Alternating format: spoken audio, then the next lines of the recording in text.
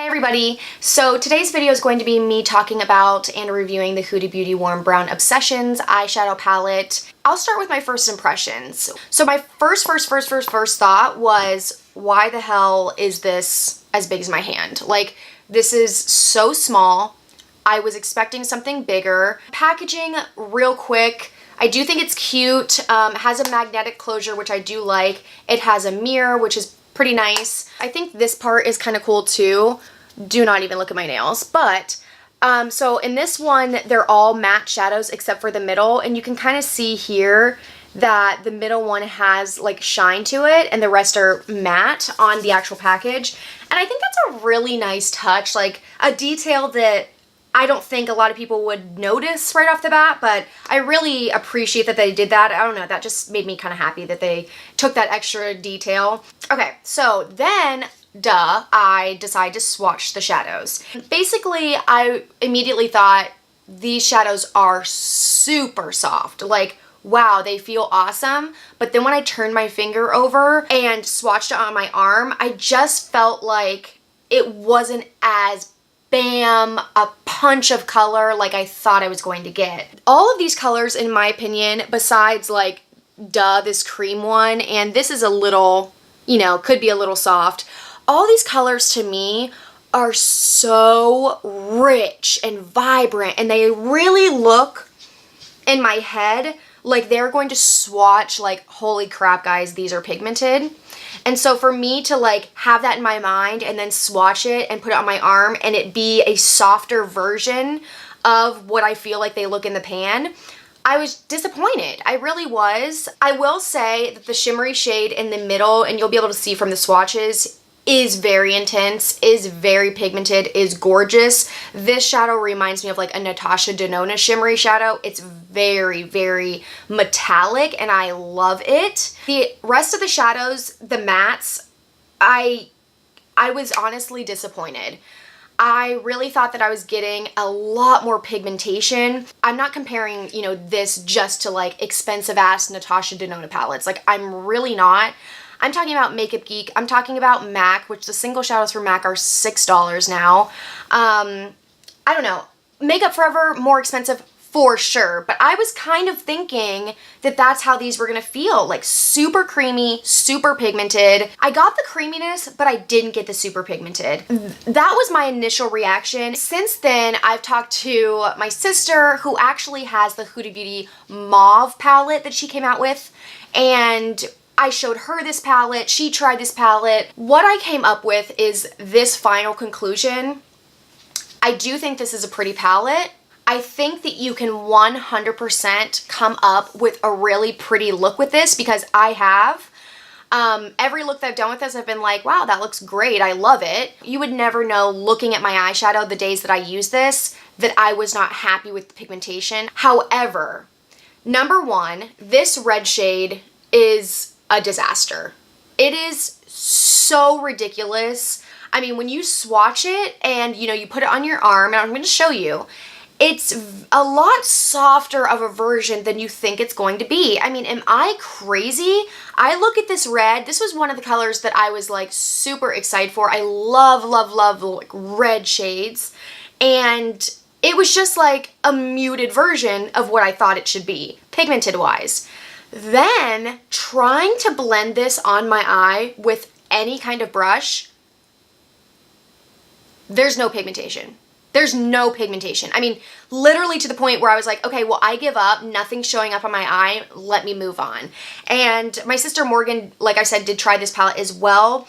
And she said the same exact thing. She was like, yeah, the red shade, I don't even know how it went through testing because why would they release the shade when it's so clearly that shitty? It's annoying enough when you're not getting the rich pigment when using your finger, but when you're actually using a brush, which is what you're going to use for matte colors on your crease and things like that, and it's not showing up, it's very frustrating.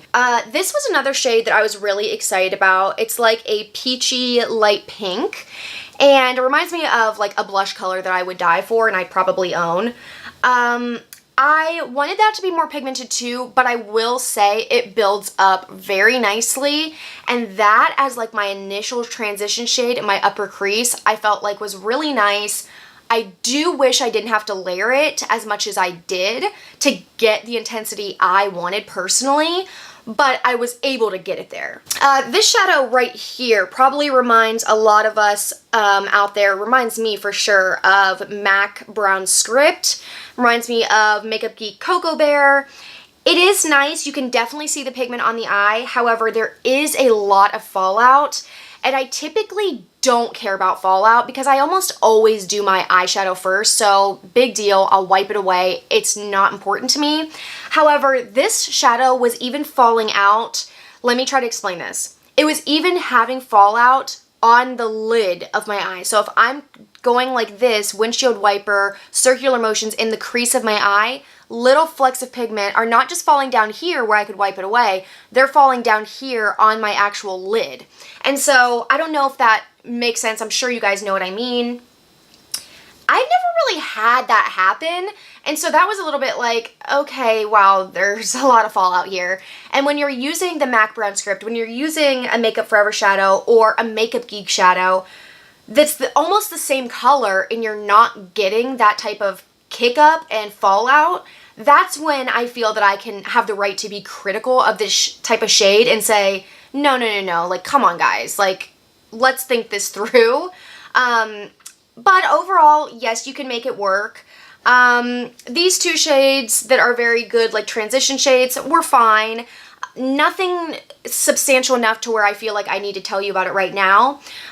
This shade up here, this like purpley one, fallout again, but you can definitely see it on your eyes. This super dark brown, purpley brown, again, as with all these shadows, really expected like a deep color that was going to go in the outer V, that you could use as eyeliner, that you could really smoke out the lower lash line with. And it's the same story as a lot of these other shadows. It's just a more like muted, softer, blurred out version of the pigmentation that I expected. I just feel like hopefully all of that said, we can now go into the swatches and I can show you some brush swatches and you can kind of get the idea of what I mean. Now, I will say one thing too, I think this is important to note. I am returning this palette. I've used it a couple times. I am not in the business of keeping a palette for any amount of money where all the colors do not perform at least some. I would consider keeping this if at least every single shade in here was able to be worked with. But this red shade, like I mentioned, to me is a joke. It really is. And the other shades I could probably look past, even though I still think they should be better. I could probably look past, but because this shadow right here that I was really excited about is a dud, I'm like, no, I'm definitely not keeping this. I'm just not. So let's get into the swatches.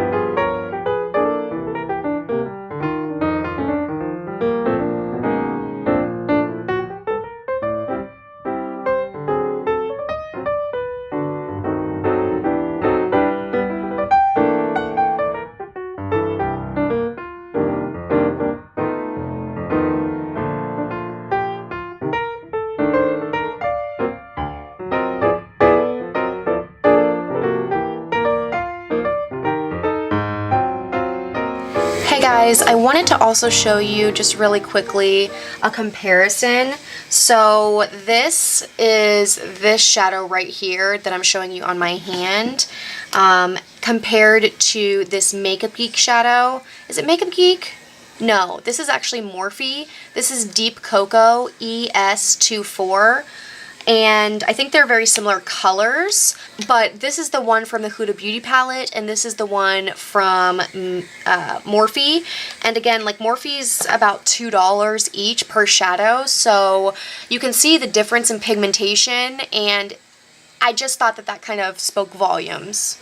And as I mentioned in the video, I also want to show you guys a brush swatch. So this is a MAC shadow. This is called Red Brick. It's like an orangey shadow. I don't have an exact match, but I didn't want to pick something darker than this red shadow to compare because I just didn't think that would be fair. So if anything, I picked something a little bit lighter. So I'm going to show you a brush swatch using a fluffy synthetic brush and show you the difference on my hand of the color deposited and how you really do have to build so much more with this red for it to show even a little bit. So we're going to start with the MAC one.